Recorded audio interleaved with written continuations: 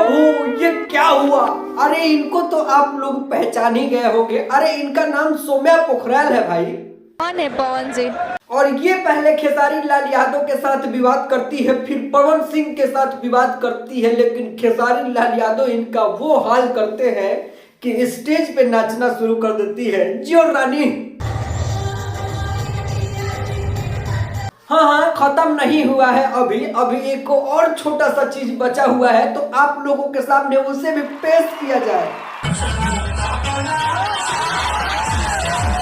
हाँ, इन्हीं का नाम यामिनी सिंह है और ये अभी कुछ दिन पहले पवन सिंह, चिंटू पांडे और भी कई कलाकार के साथ अपना काम करने का इच्छा जताई हुई थी, लेकिन इनका करेक्टर ही इतना खराब था कि ये कभी पवन सिंह के खिलाफ बोल देती थी, कभी चिंटू पांडे, कभी ऐसे ऐसे कलाकारों के खिलाफ बोल देती थी जो कि आप लोग सुन के हैरान हो जाएंगे। एक बार तो इन्होंने पवन सिंह को ही कह दिया था कि भाग, हम तुम्हारे साथ काम नहीं करेंगे और क्या जरूरत है हमें किसी के साथ काम करने की। लेकिन भाई खेसारी लाल यादव को मानना पड़ेगा, सुपरस्टार ही होता है।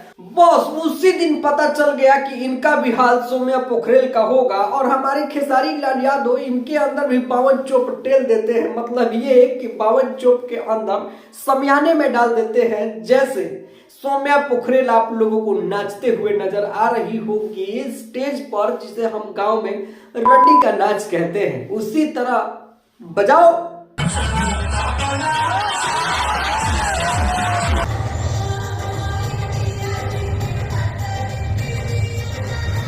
खैर, आप लोगों का क्या राय है? अपना राय जरूर दीजिएगा। मिलते हैं नेक्स्ट वीडियो के साथ। वीडियो देखने के लिए दिल से धन्यवाद।